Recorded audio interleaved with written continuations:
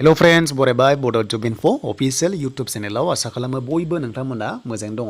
दा मोननै update SSC Constable important documents लांनांगौ आरो बिनिफ्राय Phase 11 नि latest official notice दा जोंहा पोस्टआ 5000 नि बारा दङ।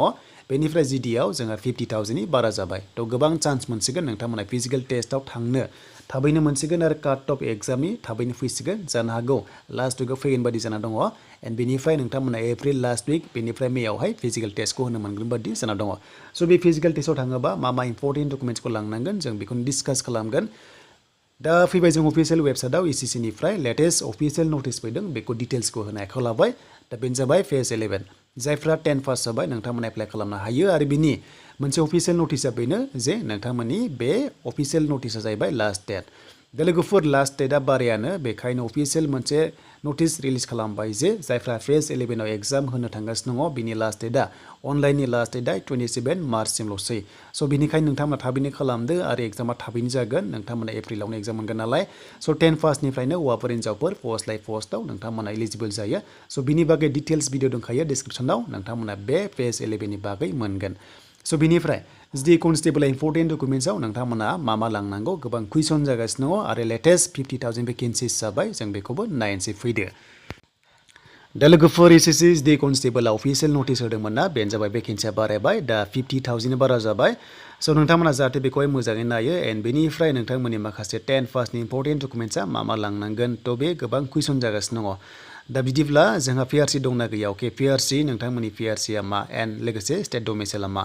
दा PRCआ जाबाय पार्मानेन्ट रेसिडेन्ट सार्टिफिकेट दा बे इसु जाला दा दंब्लाबो एडुकेसन PRC बाट बिनि सोलाय नोंथांमोना स्टेट डमिसाइल खालामनांगौ जेराव नोंथांमोननि मेजिस्ट्रेटनि साइन थानाय जानांगौ अब्लानो एक्सेप्ट जायो बेखौ नांथारगोन सेन्ट्रेल गभर्नमेन्टनि जबा PRCनि सोलाय स्टेट डमिसाइलखौ नांथारगौ।